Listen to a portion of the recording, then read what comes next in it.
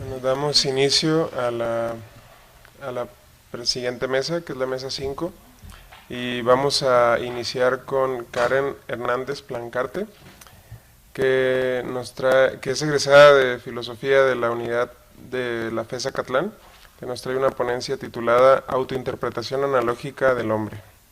Adelante. Gracias, buenos días.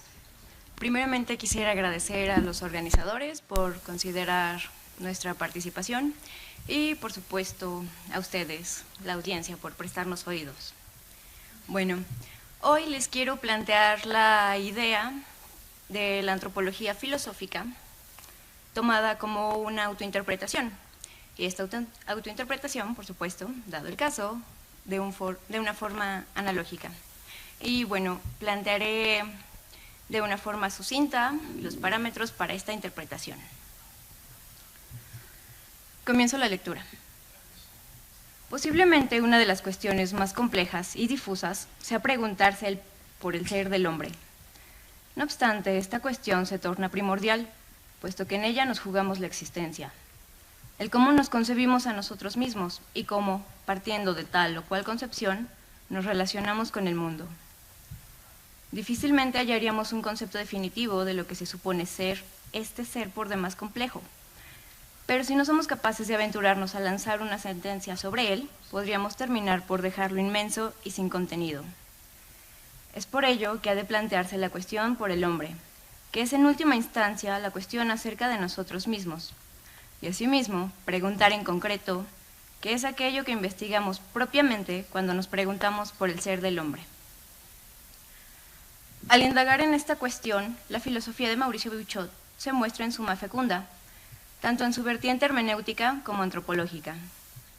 De la primera tomaremos el proceder, que, aplicado a la investigación del hombre, desemboca en la segunda, es decir, en la propuesta de una antropología filosófica. Puesto que fundamentalmente la antropología filosófica puede considerarse como conocimiento del hombre por el hombre mismo, este ha de partir de una autointerpretación, aunque sin pretensiones de caer en un solipsismo, ya que siempre se insta a reflejarse y reconocerse en y con el otro, cosa que quizá de otro modo sería imposible. Ahora bien, como es sabido, una hermenéutica analógica busca la conciliación entre opuestos, una proporcionalidad entre los elementos en pugna, y así evitar los extremos, de arrojar resoluciones tanto unívocas como equívocas, con el fin de situarse en un punto medio, asumiendo una postura en donde tienen lugar las referencias concretas, pero brindando mayor importancia al sentido. Podríamos decir que en ello converge lo inmanente y lo cambiante. Asimismo, dicha hermenéutica nos impele a considerar que el conocimiento del hombre, como él mismo, es finito, aun tratándose de sí mismo, como ya lo insinuaba Heráclito, al no poder hallar con los límites del alma. No obstante, podríamos partir desde los límites del hombre para, después de una vuelta sobre sí mismo, señalar algunos de sus aspectos, ya que hasta donde sabemos, el hombre es el único ser capaz de interpretarse y generar un conocimiento sobre sí mismo. Incluso, el llegar a serlo se muestra como un dictum. Por su parte, una autointerpretación analógica buscará explicar y traducir ciertos aspectos del hombre que son advertidos por él mismo al momento de ponerse en cuestión. Por lo que ha de tomarse al hombre como texto, un texto que se sabe leído e interpretado por sí mismo, reparando los postulados de una interpretación que demanda poner a cada uno en su justo contexto y advertir la intencionalidad con la que se pretende comprenderlo, pero que además busca librar las vicisitudes de una proliferación de pensares y que tiene la tentativa de indagar algo sobre la naturaleza humana. Dicha interpretación habría de procurar fungir como mediadora entre los extremos ante los cuales se ha querido disputarse la idea del hombre. Pues si bien esta se muestra como una idea plena en contenido, tradicionalmente se la ha visto o se la ha querido ver como un ser dual oscilando entre dos polos. El uno físico, llámese corpóreo, biológico, y el otro movible, como sería el espiritual o el cultural. Muchas de las veces, sobre todo en la modernidad, problematizando el cómo estos aspectos podrían converger en el mismo ser, queriendo ganar terreno el uno sobre el otro, ya sea imponiéndose el uno o negando el otro. De ello ha resultado un aparente ser contradictorio que lucha por superponerse a esta doble disociación de su naturaleza. Siguiendo esta línea, desde una interpretación analógica, el aspecto corpóreo y biológico podría ser tomado como la parte unívoca del hombre, ya que puede darse cuenta de ello desde una visión reduccionista que pretende abarcar y explicar sus procesos naturales. En esta explicación hay una igualdad de sentido que se constituye y se constata por la vía empírica. El triunfo y la aplicabilidad de la aplicabilidad de la medicina podría ser un claro ejemplo de su validez, puesto que, tras siglos de observación, se ha logrado entrever algo de los procesos naturales que constituyen al hombre, al punto de fijarlos y poder predecirlos para actuar conforme a ciertos principios.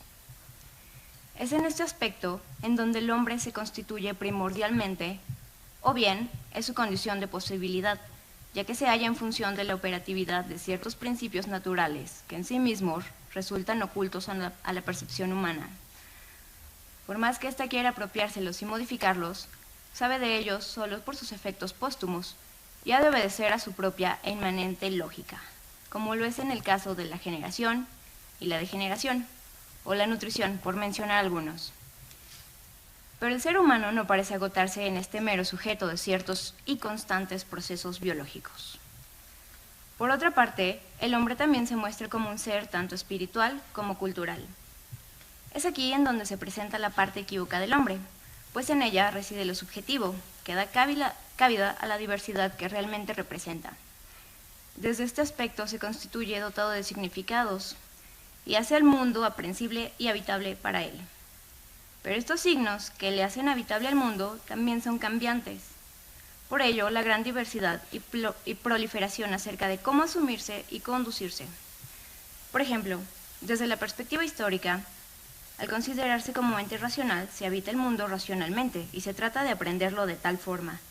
O bien, al considerarse más como una naturaleza divina, se procura una vida en función de la intelección de lo divino, lo cual no quiere decir que ciertos modos de asumirse y conducirse queden restringidos a cierto tiempo, pero sí parecen permear en mayor o menor grado en ciertos momentos.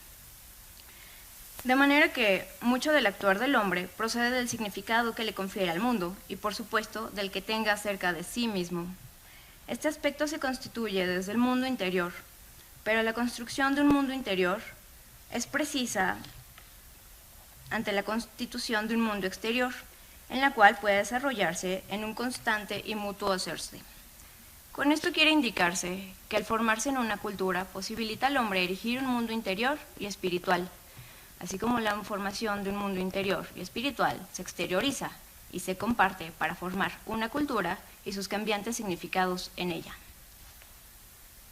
Dentro del marco de una autointerpretación analógica, es preciso señalar que si bien hay una parte equívoca en el hombre, con su mundo interior cambiante, también hay una parte que le es inamovible y quizá podríamos apostar por ella en un sentido un tanto más allá del marco biológico. Dicho sea de paso, que su pretensión de conocer y conocerse es en donde se muestra la parte de la intencionalidad del hombre. Y este conocerse requiere el reparar en lo fáctico para conjuntar tanto lo histórico como lo inmanente que en él reside. Siguiendo el postulado de Beuchot, en donde alude que una hermenéutica analógica aplicada a la facticidad del hombre podrá salvar a la antropología filosófica de la falsa concreción de la visión puramente historicista, según la cual el hombre es solamente producto de su evolución, le dará la posibilidad de reconocer una naturaleza humana. Pero también podrá salvarla de la falsa abstracción en la cual se prescinde de su historia. Se ve como una esencia histórica y le dará la posibilidad de ver la naturaleza humana en la historia del hombre, detectar lo propio y lo específico en medio de la diversidad de sus manifestaciones. Con ello vemos cómo se conjunta el saber histórico del hombre, con un saber que pretende indagar en la naturaleza humana. No se le ve como una producción de sí y por sí mismo, ni tampoco como algo ya hecho o determinado por la naturaleza. Retomando los aspectos tanto univocistas como equivocistas planteados hasta ahora, podríamos decir que el hombre es como una producción no acabada de la naturaleza, puesto que tiene la capacidad de completarse a sí mismo. En una sola naturaleza puede ser visto como un ser carente de instintos, pero potencializado por su capacidad intelectual, de donde él mismo tiene que hacerse el mundo habitable y significativo. No obstante, el hombre no se encuentra disociado de la naturaleza, sino que es posible gracias a ella, tanto para conformarse como para reconocerse, ya que él mismo participa de todos los reinos del ser, desde lo mineral, vegetativo, corpóreo e intelectual hasta lo divino, como indica la imagen del microcosmos, en donde el hombre es un ser limítrofe y por lo tanto capaz de conectarse con estos reinos, comprenderlos por separado y comprenderse en el conjunto que él mismo forma a partir de ellos. Asimismo, Beuchat señala que se conecta el microcosmos, que es el hombre, con el macrocosmos, que es el universo. Nos hace comprender el puesto del ser humano en él. Quizá de ahí lo difícil de comprender al hombre y sobre todo definirlo, pues resulta un constante hacerse oscilando entre los distintos reinos del ser. En conclusión, podríamos decir que ya que difícilmente se tendría un concepto acabado de lo que se supone ser el hombre, así como el no pronunciarnos acerca de él o pretender que tome cualquier significado podría terminar por dejarlo inmenso e inaprehensible para sí mismo, se sugiere poner al hombre en cuestión desde una reflexión guiada por los preceptos de una hermenéutica analógica, lo cual podría posibilitar la comprensión que el hombre tiene de sí mismo mediante una autointerpretación, que toma como parámetro el situarse en un punto medio entre las concepciones duales que se tienen de él. En tanto, se sugiere que en el hombre radican dos aspectos, el uno corpóreo y univocista, por su igualdad de sentido, y el otro espiritual y equivocista, por su diversidad. De lo cual se insta a considerar que si bien puede haber una naturaleza fijada en lo biológico, el hombre no se agota en ello y tiene la capacidad de completarse a sí mismo en su sentido espiritual y significativo, inmerso en una cultura. Dichos aspectos del hombre no se contraponen, sino que lo conforman, e incluso nos muestra la dimensión que tiene con todos los reinos del ser, como su compendio en la imagen del microcosmos, tanto para comprenderlos por sí solos como para comprenderse a sí mismo al ser partícipe de ellos. Finalmente, podríamos tomar una última reflexión de Michael Landman, en donde nos sugiere que vivir no es un simple existir inconsciente, sino que implica un saber sobre el mundo y sobre todo sobre sí mismo. Gracias.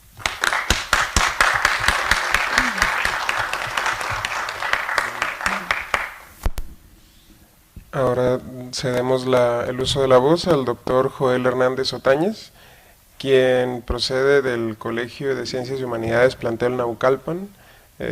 Estudió su licenciatura en Filosofía en la unidad FES Acatlán y sus posgrados, maestría y doctorado en la Facultad de Filosofía de la UNAM. Y nos presenta hoy una ponencia titulada Interpretaciones sobre el concepto de dignidad. Gracias a los organizadores, gracias al doctor Beuchat y por supuesto un gusto ver a mis maestros. Interpretaciones sobre el concepto de dignidad. La hermenéutica analógica, sustentada por el filósofo mexicano Mauricio Beuchat, es una teoría preocupada por la teoría y la práctica. Pretende que el esclarecimiento del mundo devenga en un aliento más profundo respecto a nuestros quehaceres y proceder. Su esfuerzo estriba en promulgar mayor claridad en el pensar y en el actuar.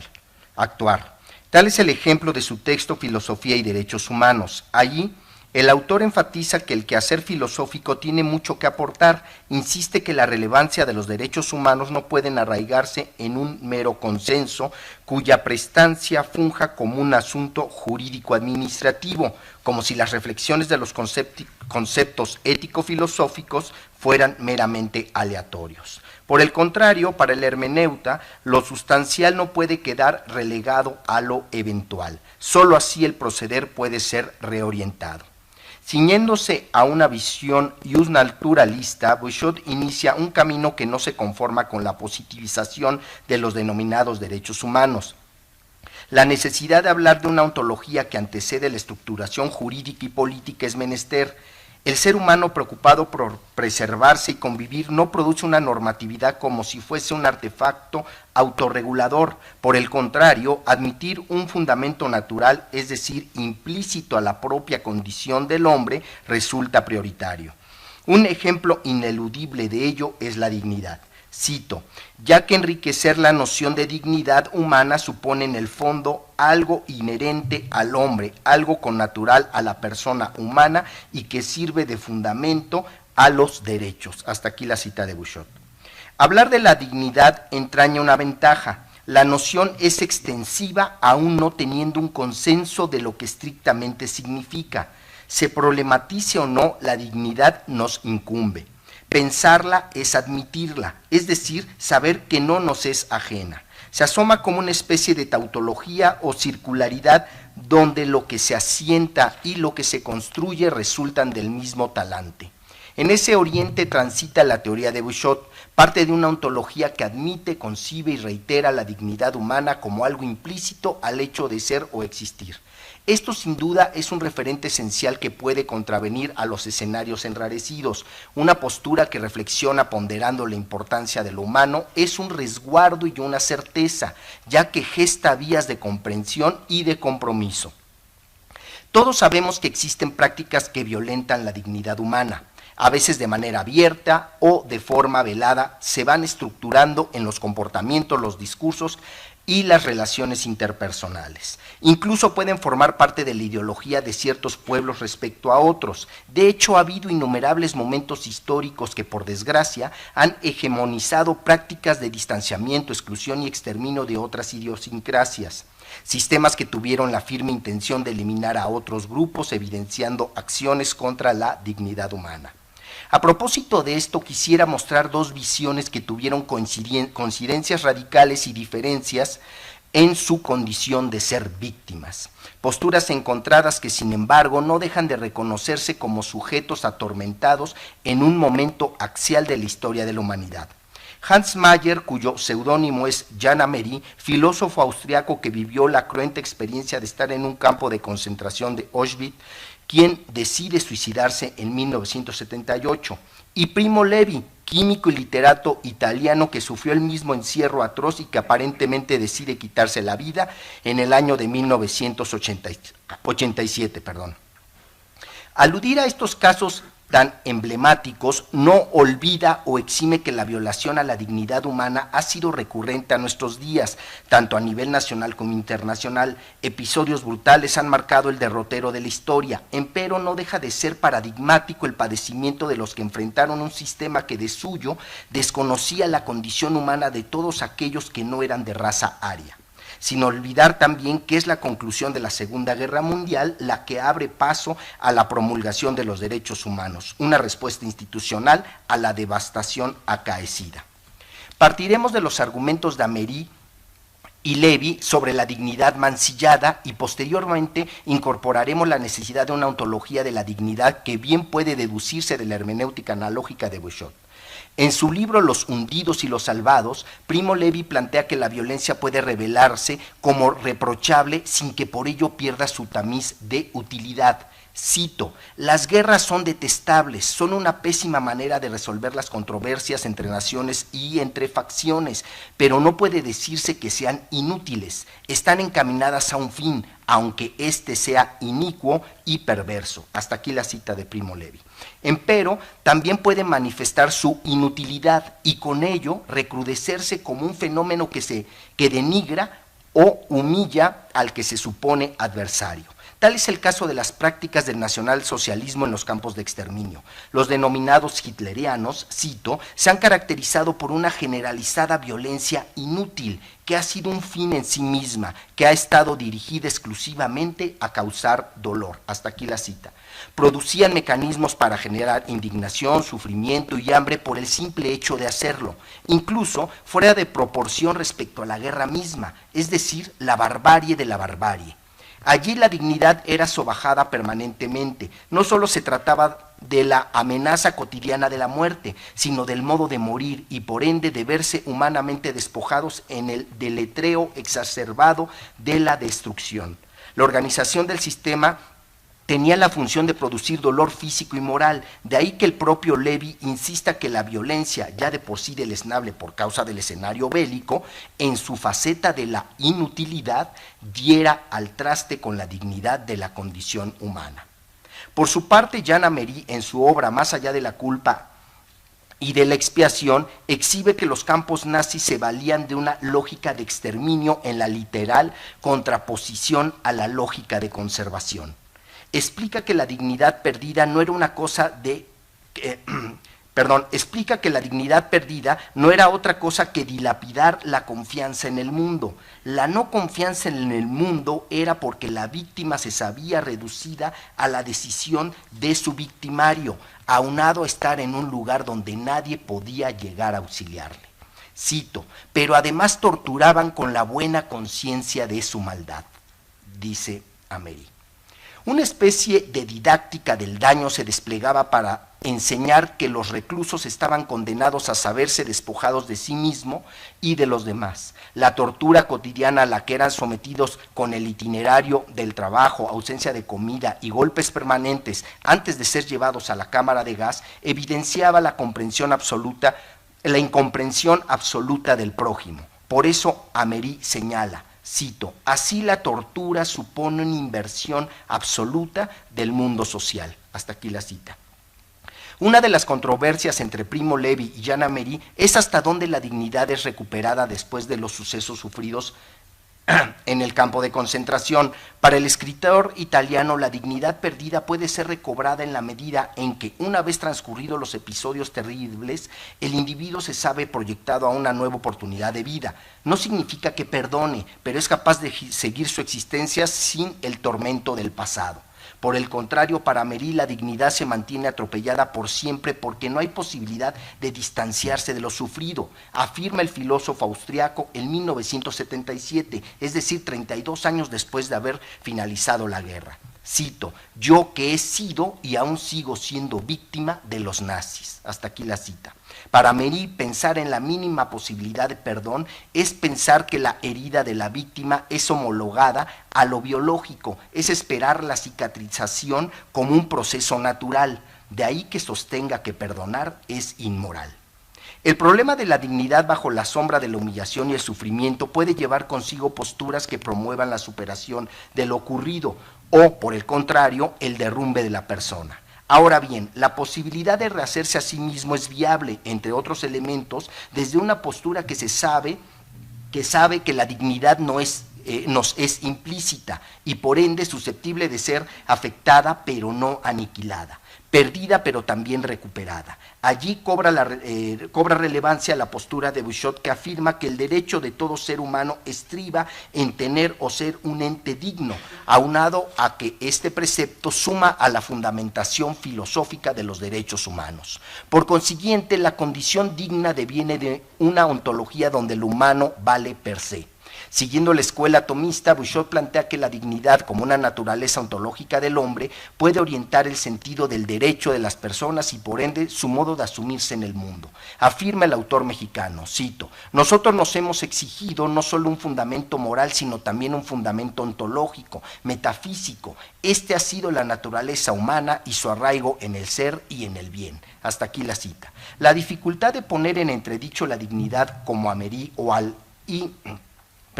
la dificultad de poner en entredicho la dignidad como Amery al ceñirse solo a la figura de víctima o incluso de definirla desde el contexto del sufrimiento como Levi, aunque comprensible de suyo en ambos casos, es que puede parcializar el concepto a la luz de lo ocurrido. No significa que los hechos no importen, sino que una ontología de la dignidad, por serlo, define a lo humano y no a las circunstancias favorables o desfavorables. De lo contrario, estas últimas determinarían radicalmente la condición humana. En el contexto del dolor y ante posturas disímiles por parte de las víctimas, es nodal reorientar la mirada hacia una ontología de la dignidad. Trascender el escenario violento exigiendo el de la justicia, se revela a la luz de la valía del existir. Una ontología de la dignidad asienta las razones en la justicia y, como señalamos al inicio, al encuadre filosófico de los derechos humanos. Obviamente la referencia a las crueldades del nacionalsocialismo para aludir al binomio violencia-dignidad mancillada es sin duda un episodio que permite poner énfasis a lo que quisiéramos irrepetible. Sin embargo, sabemos que el agravio a lo humano ha tomado otras directrices no menos cruciales. Ejemplo de esto es lo que ocurre en México. Sin que obviamente los contextos sean los mismos, la acumulación de víctimas por la violencia en nuestro país es una asignatura que obliga a hablar de la dignidad desde lo ético y lo ontológico. Una ontología que dé certeza, que pondere la exigencia y la erradicación de lo que nos daña y de quien nos arruina, que articule un discurso sobre la dignidad interpretada y no amenazada. Gracias.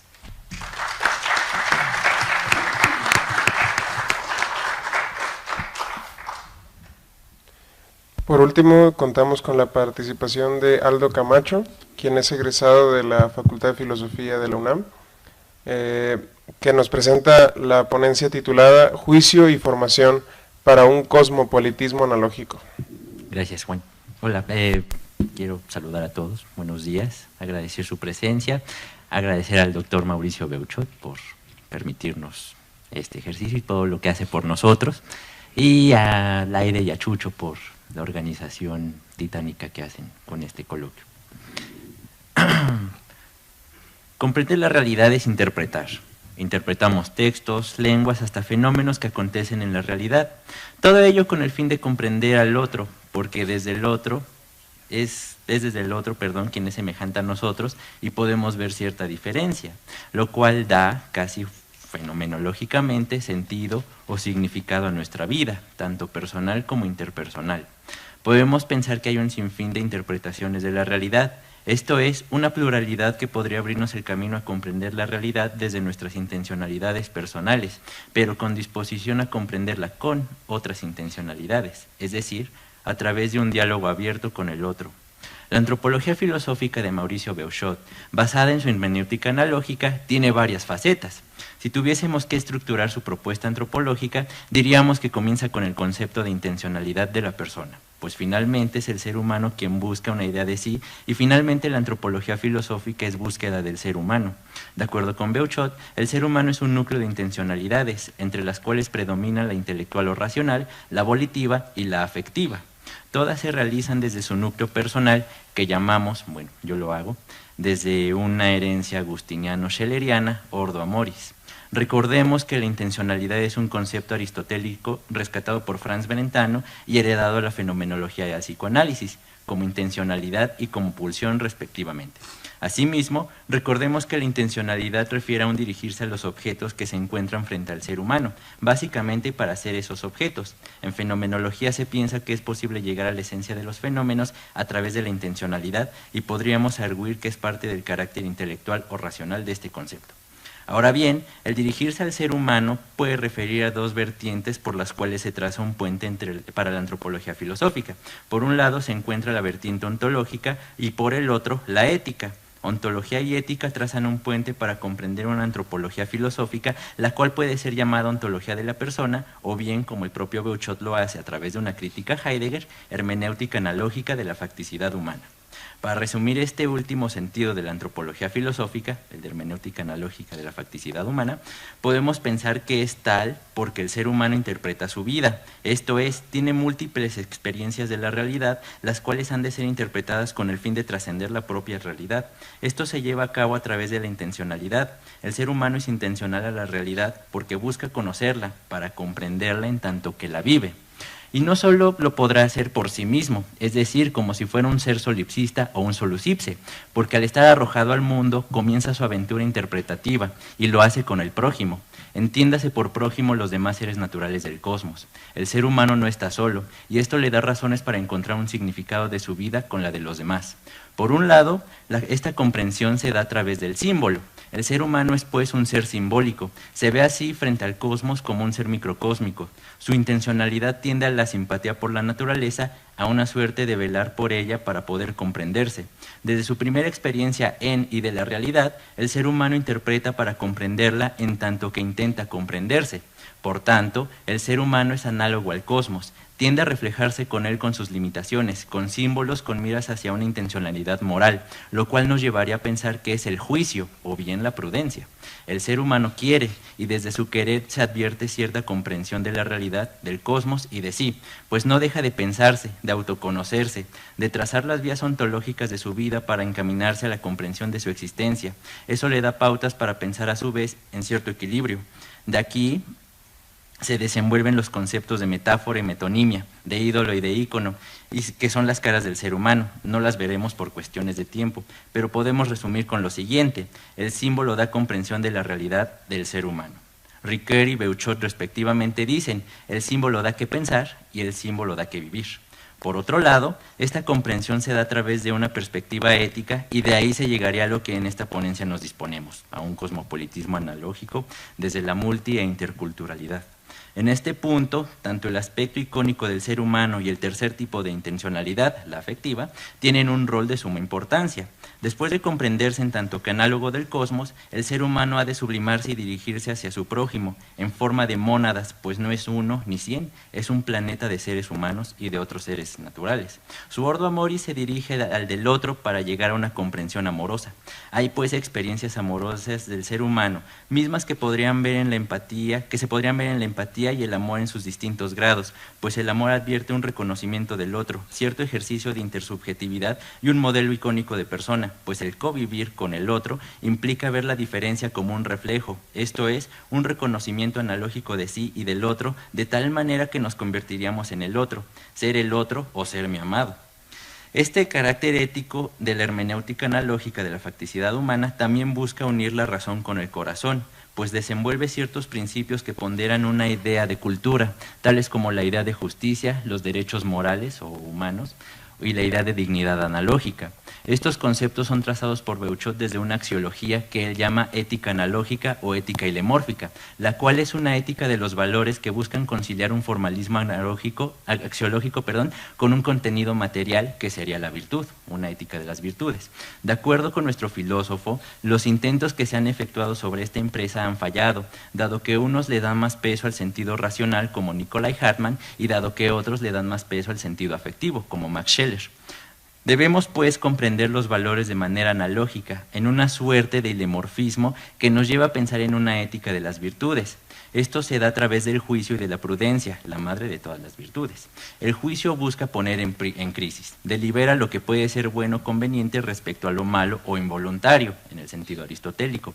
Por tanto, la labor del juicio en una ética ilemórfica o analógica sería la de conciliar, llegar a un acuerdo conciliatorio sobre la manera en la que se aprehendan los valores, algunos de manera puramente intelectual, otros con el corazón y otros con ambos. Así, el juicio advierte una formación tanto pedagógica como de etos, ya que su trasfondo ético y ontológico es la moderación, esto es, la frónesis.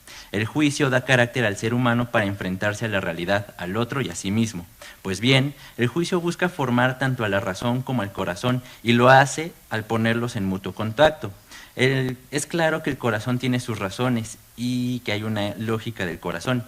También es claro que la razón tiene su propio desenvolvimiento. Sin embargo, el juicio los interconecta para lograr una comprensión y una formación de la persona. Es parte de la racionalidad analógica, un tercero en discordia que busca el diálogo y comunión entre quienes son tan distintos. El corazón y la razón han de llegar a comprenderse para aprehender los valores y desenvolverlos materialmente en las virtudes, o sea, fronéticamente. Ahora bien, después de realizar una ascétesis en busca de su comprensión y después de comprenderse con el otro, en tanto que ser vivo y o ser humano, queda un problema sin resolver. ¿Qué hace el ser humano con el otro? ¿Qué hacer con el prójimo? La relación entre personas, o bien la interpersonalidad, tiene un trasfondo, una intención ética. El relacionarse entre personas implica acción en sentido aristotélico, esto es trazarse límites y abrirse al diálogo para comprenderse siempre con la disposición de respetar lo que la justicia y las leyes nos otorguen. Entonces podríamos decir que es la pauta para pensar en una idea de cultura, pues se tiene como hilo conductor una antropología filosófica. Por tanto, la pregunta que nos atañe sería, ¿es posible pensar en una idea analógica de cultura para desenvolverla en un cosmopolitismo? De acuerdo con Mauricio Beuchot, la cultura es todo quehacer no natural del ser humano, es decir, los actos que nos llevan a accionar de manera un tanto artificial. Nuestra intención es, entre otras, ver si la cultura trasciende más allá de lo natural y de lo propiamente cultural en una suerte de cosmopolitismo analógico. Para nuestro filósofo, la cultura tendría que recurrir al símbolo. No es posible pensarnos únicamente según nuestra condición biológica, pero tampoco es posible pensarnos únicamente según una construcción artificial de normas o costumbres, así como tampoco es posible ver la realidad únicamente desde el intelecto o únicamente desde la experiencia. El símbolo es parte del ser humano. Intentamos comprender nuestra condición humana hasta cierta medida a través de lo simbólico, porque buscamos comprendernos, buscamos un significado de nuestra vida y podríamos ir más lejos. A través del símbolo llegaríamos a comprender nuestra cultura y lo hacemos con el otro con un ejercicio de interpersonalidad o, como bien dice Beuchot, con representaciones colectivas. La formación de la razón y del corazón, es decir, el juicio, se sitúa en un lugar importante. El juicio limita la razón y al corazón. El ser humano necesita límites para comprenderse y comprender al otro. Beuchot dice que sería buscar ciertas bases irracionales a través de lo racional, o sea, buscar comprenderse desde lo afectivo. Pero si lo irracional es lo contrario a la razón, y si vemos que entre el corazón y la razón hay una conciliación y límites, entonces lo afectivo no necesariamente es irracional. El juicio forma el corazón, de tal manera que lo afectivo es simplemente algo arracional, porque si bien no sigue las reglas de la propia razón, sí que tiene su propia lógica, producto de la formación que el juicio otorga. Con esto, dicho, es necesario indicar que la comprensión con el otro se puede dar de manera arracional, donde lo afectivo está limitado por la razón y la razón por lo afectivo, en ambos casos por el juicio. Hay que tener criterio sobre la comprensión humana, hay que tener un criterio para sentar las bases de una cultura. En este criterio se ha de asumir que hay armonía entre personas, por tener armonía en su núcleo personal y en su núcleo interpersonal. Esta armonía, por lo tanto, permitiría el desenvolvimiento caritativo, productivo y creativo del ser humano, porque tal armonía es la parte intencional del corazón, del amor. El amor da a otro la armonía y viceversa. Con esto dicho, podríamos pensar que la armonía forma el carácter del ser humano, porque se encuentra en relación con otro ser humano, y no solo él. La armonía implica tener experiencia de la misma cultura que se forja desde la ética. Por tanto, la cultura tiende a ser parte del proceso formativo del ser humano, que puede ser interpretado como formación pedagógica y o formación analógica. La formación entonces se encuentra como trasfondo de la cultura y del etos porque traza límites. Llega el punto en el que la formación y el juicio son uno mismo, pues la experiencia y los límites de la razón y del corazón, la búsqueda de sí y la intención de comprender al otro se trazan con una educación desde el juicio. Eso comprende una cultura. Sin embargo, hay que ser conscientes de que no hay una sola cultura. Beuchot nos recuerda que en ciertos lugares, entre ellos nuestro país, conviven múltiples culturas, por lo que su misma convivencia puede llegar a ser problemática en tanto que los de una cultura buscan imponerse a otra, como univocídio, tanto que los de otra cultura buscan realizarse de tal manera que siempre se formó a su modo, equivocismo. Hay que encontrar un equilibrio en esa multiculturalidad. Para Beuchot, este equilibrio se lograría a través de la interculturalidad, es decir, con el diálogo entre culturas de un mismo lugar. Esto implica que haya una formación de la cultura, una educación cultural desde la hermenéutica analógica de la facticidad humana, pues se ponen en práctica las cuestiones éticas del ser humano hasta llegar respeto por la otra cultura y su reconocimiento moral con los derechos morales e incluso con la idea de dignidad analógica. Hay pues interculturalidad porque las culturas que conviven en un espacio común se comprenden en tanto que culturas y se reconocen como algo distinto. En el reconocimiento de la otra cultura se encuentra la prudencia y el juicio y tienden a buscar una idea proporcional de justicia, llámese atributiva o de proporcionalidad. Y en este reconocimiento hallase la práctica del diálogo intercultural, la disposición a mejorar la cultura propia a través de la otra y viceversa, lo cual apuntaría hacia algo más que un diálogo intercultural, a saber, a un cosmopolitismo, pues una cultura se encuentra abierta a que las otras sean parte de su experiencia, motivaría a adoptar ciertas costumbres que las otras tienen y a ofrecer otras que ellas no tienen. Así, este diálogo intercultural se tornaría en un conjunto de vivencias y experiencias que fueron abiertas desde las formaciones personal y cultural propias. Esto propicia una correlación y un reconocimiento moral entre gentes, pues se ha adoptado ciertas formas de ser interculturalmente. Deja de haber una interculturalidad Ahora está la posibilidad de pensar en las culturas unidas y reconocidas como un todo para los seres humanos, un mundo en el que cohabitarían y se comprenderían entre sí, un mundo sin fronteras pero con límites que permiten conoce la dignidad humana y de los demás seres vivos, en el que se respetan y limitan las prácticas de la cultura con el fin de no atentar contra la vida humana. Un mundo que termina por formar al ser humano hasta hacerse de una idea analógica de persona, esto es, un cosmopolitismo cuyo contenido axiológico sea el de la idea de persona analógica, pues la persona es quien pone en dinamis las virtudes, la persona es pues el frónimos al que quisiéramos tener como modelo a seguir. En principio es formal, porque se idea la persona, pero es material porque a través de la formación y del juicio tendríamos que llegar a ser esta persona que ideamos y por ende tendríamos que convertirnos en una especie de guía espiritual, formación o pedagogo para quienes no se han formado plenamente. Y todo esto se daría a través de la intencionalidad afectiva, esto es, a través del amor. Muchas gracias.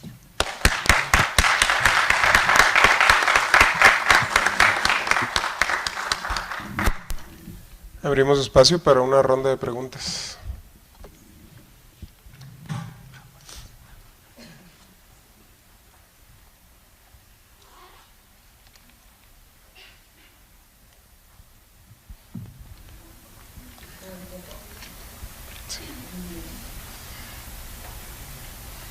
Los derechos humanos nacen de nuestra relación. Sí. ¿Cómo es posible que no nazcan de las cosas? O sea, hay una barbaridad y entonces surge. Claro. ¿Cómo sería posible que surgiera de lo bueno, de las buenas? Sí, de hecho, para no pensarlo como una especie de paliativo, ¿no? Respecto a las atrocidades, tendríamos que, justo como mencionas, María Rosa, considerar que el problema de los derechos humanos, de la dignidad, tendrían que estar fortalecidos justo con prácticas virtuosas, equilibradas, ecuánimes, ¿no? Analógicas en ese sentido, que dieran desde estos fundamentos claridad a la estructuración institucional, ¿no? De lo contrario, pues estaríamos pensando en una especie de paliativo. Evidentemente, las eventuales atrocidades que se siguieron incluso en la Guerra Fría hacen evidente que el nacimiento de los derechos humanos, bueno, sirvió como freno, pero no estrictamente como una reorientación. Creo que para empezar a hablar de la importancia que tienen los derechos humanos, sí tendríamos que empezar a discutir de manera más puntual y de manera interdisciplinaria, incluso intercultural, etcétera, como lo han mencionado los compañeros, el problema de la dignidad. Me parece que habría que empezar a insistir que el problema de la dignidad tiene que aventurarse en una discusión de orden ontológico. No sé si estrictamente metafísico, porque tiene otras implicaciones, pero sí de orden ontológico. Parecería que la ontología empieza a debilitarse a raíz de las distintas problemáticas y parece que hablar de ontología es un recurso meramente aleatorio y no el fundamental. Entonces me parece que es regresando a una discusión acerca de la ontología como una condición implícita de que hay una valía de existir o de ser en los seres humanos y en otros seres vivos, lo que permitiría pues precisamente hablar de derechos humanos, pero ya no solamente como una estructuración meramente organizativa o como un paliativo, sino como emanada de una condición virtuosa de estar en el mundo, ¿no? No sé.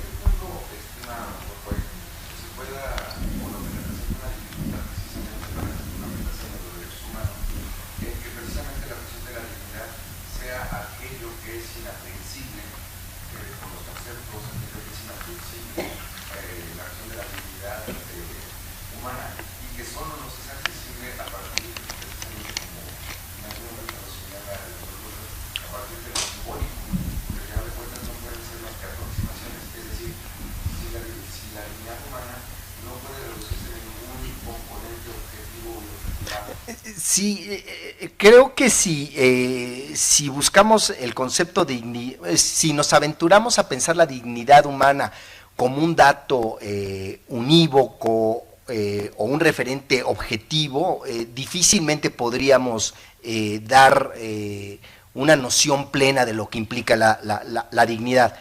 Cuando yo digo que es un carácter ontológico, presupone precisamente eso, que incluso previo a que se le discuta, se le antepone. Quizá el hecho de, o la propia valía del existir sería el primer referente, ¿no?, de que la dignidad nos es implícita. Hay distintos elementos que podrían sumar, incluso desde la hermenéutica analógica, a esta certeza de la dignidad. Otra creo que podría ser el lenguaje. El lenguaje, el propio doctor Bouchot ha mencionado por ahí que el lenguaje, el diálogo ya tiene implícito este carácter ético. Se puede disentir, pero el hecho de estar vinculados a través de la palabra, la presencia y la existencia, ya aventura esto que no podemos ceñir como objeto, pero que de alguna manera está posibilitando incluso su propio replanteamiento. Entonces, en ese sentido, creo que lo tenemos que pensar como un elemento ontológico, no sé si a priorístico, pero sí como un referente que de suyo está previo a la posibilidad de discutirlo, porque si lo queremos encontrar como un dato posterior, podemos perdernos incluso con estas posturas quizá positivistas que digan que de aquello de lo que estamos hablando simplemente no existe y que es un mero recurso del discurso para hacernos creer que valemos.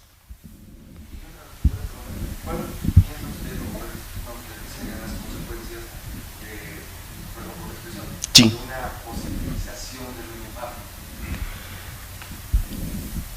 Bueno, primero que sería traicionar en sí mismo lo inefable, ¿no? Es decir, suponer que el elemento de orden trascendental se positivice es como forzar este referente al cálculo meramente empírico, ¿no? Lo cual ya implica una dificultad de orden epistemológico, ¿no? Ceñir todo aquello a los baluartes de lo que únicamente uno puede conocer, ¿no? Me gusta la definición que hace, por ejemplo, Paul Ricoeur acerca de la filosofía especulativa. Él dice que hay filosofía especulativa porque podemos pensar más allá de lo que podemos conocer, ¿no? Entonces me parece que habría que empezarle a darle valía a estas instancias. Bueno, los compañeros han referido a ello, cerró con el concepto del amor, han hablado de este replanteamiento del sí mismo o de la mismidad como elementos que de suyo no se pueden ceñir como objetos, pero que están de alguna manera presentes en los discursos y que tendrían que ser recuperados, e insisto, creo que una de las formas de recuperar, y con esto cierro, es a través de la hermenéutica analógica, interpretar justo, ¿no?, anteponiendo las virtudes como elementos propios de la condición humana. Gracias por los... Yo tengo una pregunta, es abierta para que pueda responder. Va en el sentido de, en el actual contexto político, ¿es posible que la hermenéutica analógica pudiera promover o cumplir con el papel de reconciliación de los opuestos? Es decir, con un enfoque o aplicación hacia la formación política de la población. En el contexto actual, a partir de los nuevos resultados de las elecciones, pues ha habido un claro, ¿no?, distanciamiento. ¿Se podría utilizar la hermenéutica analógica para de alguna manera reconciliar esas virtudes o eso rescatable porque nos regimos sobre un sistema partidista, ¿no? Y realmente en la población en general pues estamos muy inmaduros políticamente, no hay una formación política desde la primaria, como la filosofía y como otras áreas. Entonces, a partir de este contexto, la hermenéutica analógica podría tender ese puente, pero a nivel del pueblo, a nivel de la... Sí, me gustaría contestar rápidamente con dos frases y dejarle la palabra a los compañeros que seguramente tienen ideas al respecto. Creo que vivimos en un país que desgraciadamente es poco virtuoso, ¿no? Y eso es una desventaja, aunado a la violencia, la corrupción y todo esto que nos tiene cansados, ¿no? Pero bueno, el doctor Bouchot ha insistido que se puede educar en virtudes. Creo que una educación en virtudes podría alentar la posibilidad de que la sociedad empezara a entrever elementos más genuinos, menos enrarecidos, menos enajenantes, que dieran al traste a las prácticas concretas. Por desgracia tendríamos que empezar con los propios partidos políticos y los gobernantes, y no me refiero en particular a López Obrador, hablo en general, ¿no?, de las situaciones que siempre padecemos sexenio tras sexenio, ¿no? Creo que la educación en virtudes tendría que ser un elemento que las instituciones tendrían que arropar, y bueno, insistir que la enseñanza de la filosofía no puede ser un aleatorio, sino un elemento nodal para la configuración espiritual del ser humano. Perdón. Sí, justamente lo que decía el doctor, la formación de virtudes es importante para la formación política, porque estamos partiendo ya de una axiología, ¿no? Y eso es lo que no dirigiría a pensar en la idea de la justicia. Por ejemplo, él habla mucho rescata mucho la idea atomista aristotélica de justicia, ¿no? Y eso tiende a que nosotros nos impongamos una idea de persona, ya persona política como formadora o persona moral. En un par de textos está eso, creo que en 3 o 4, no recuerdo. Es todo lo que puedo decir. Bueno, yo creo que lo más importante aquí sería el reconocernos como seres humanos que tienden hacia ciertas cosas y que se pueden posibilitar en medio de la polis, más allá de nuestras diferencias y de partidos políticos. Creo que más que nada sería por ahí, el resaltar lo que estamos buscando como humanos, y bueno, creo que sería todo. Bueno, si no hay más participaciones, damos por concluida la mesa y agradecemos a los ponentes.